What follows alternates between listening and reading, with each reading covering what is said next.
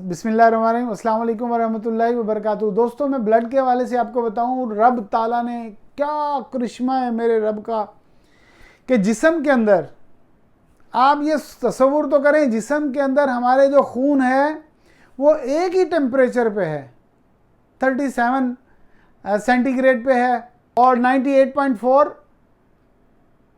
Fahrenheit. इस पे पूरे जिस्म में जितना भी खून है उसमें वाइट सेल हैं, उसके अंदर आपका रेड सेल हैं, प्लेटिलेट हैं, तीनों एक ही टेम्परेचर पे हैं। और एंटीकोगुलेंट मेरे रब ने डाला हुआ है, हेपरिन के नाम से मेरे रब ने एंटीकोगुलेंट डाला हुआ है। खून जमे नहीं हमारी नसों में। जैसे ही आप कट करते हैं, निकलता है तो खून जम जाता है, हवा लगती है, जम जाता है।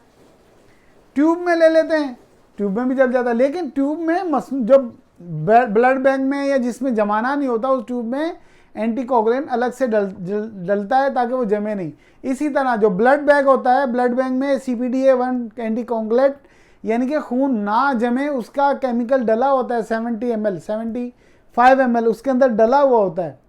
तो आपने देखा होगा जब भी ब्लड लेते हैं तो वो इस तरह शेक करते हैं, हिलाते हैं ताकि उसके अंदर मिक्स हो जाए, वो जमे ना। अब हम बात करते हैं, इस बात पे आ जाते हैं कि मेरे रब ने क्या ज़बरदस्त इंतज़ाम किया हुआ है और निकलने के बाद हमें कितनी परेशानी हो जाती है। सबसे पहली रिक्वेस्ट है, मेरा चैनल सब्सक्राइब कर लें और बेल आइकन को प्रेस कर दें। जब हम खून निकाल लेते हैं बाहर तो देखें, ये सब खून को अलग अलग टेम्परेचर में रखना पड़ता है और करोड़ों लाखों रुपए खर्च करने पड़ते हैं। जैसे ही आप खून निकालेंगे तो जो प्लेटिलेट हैं वो रूम टेम्परेचर पे रखे जाएंगे और 74 आवर्स तक रखे जाएंगे। ठीक है, 74 आवर्स तक वो बिल्कुल नॉर्मल टेम्परेचर पे जिंदा रहेंगे, उसके बाद ख़त्म हो जाएंगे। ठीक है, कोई 3 दिन, कोई 4 दिन, कोई 5 दिन रखते हैं, 7 दिन तो बहुत मुश्किल है, वो प्लेटलेट ख़त्म ही हो जाते हैं। लेकिन 3 से 5 दिन आराम से 74 आवर्स आप रखते हैं। रूम टेम्परेचर पे रखते हैं, उसमें से आप प्लेटलेट सफ़ेद खून निकालते हैं, जो डेंगू वगैरह इसमें ट्रांसफ्यूजन होती है।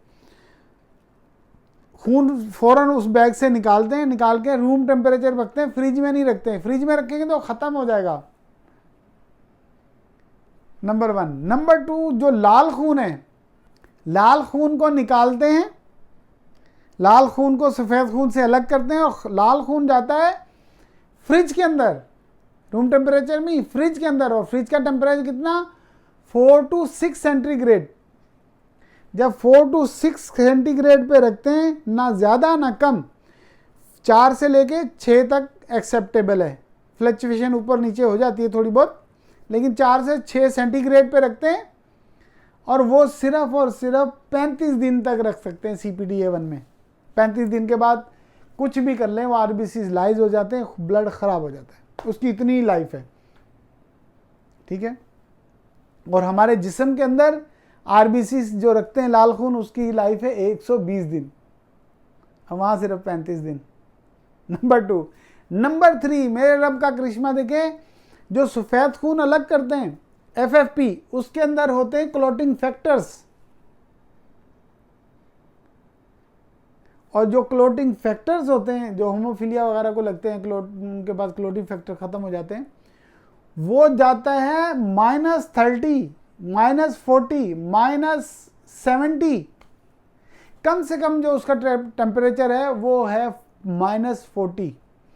उसको जब -40 में रखेंगे तो वो साल 1.5 साल तक बिल्कुल वो सही रहता है। अगर -70 मोर देन -70 रखेंगे फिर तो 2 साल तक वो कारामद है।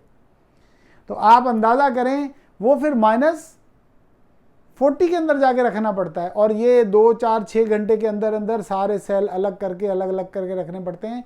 और एक जगह रखेंगे तो माइनस वाले भी ख़त्म हो जाएंगे सेल्स, रूम टेम्परेचर वाले भी ख़त्म हो जाएंगे, और RBCs अगर वो 4 to 6 सेंटीग्रेड नहीं गया तो वो भी ख़त्म होकर लाइज हो जाएंगे। लेकिन मेरे रब ने जिस्म के अंदर कितना सिस्टम बनाया हुआ है कि एक ही टेम्परेचर पे रखता है। फ़बिअय्यि आलाइ रब्बिकुमा तुकज़्ज़िबान। आप सोचे तो सही, मेरे रब का कितना बड़ा करम है। हमें कोई एंटीकोगुलेंट लेने की ज़रूरत नहीं, कुछ भी करने की ज़रूरत नहीं है, और सेफ ब्लड लेके हम घूर रहे होते हैं। और इसीलिए बोलते हैं एक डोनेट 1 यूनिट सेव 3 लाइफ्स, कि वो 3 अलग खून उसमें से हो जाते हैं, 3 अलग अलग लोगों को लग के उनकी तीनों की जान बच सकती है। तो मेरी वीडियो देखने का बहुत शुक्रिया, थैंक यू वेरी मच, अल्लाह हाफिज़।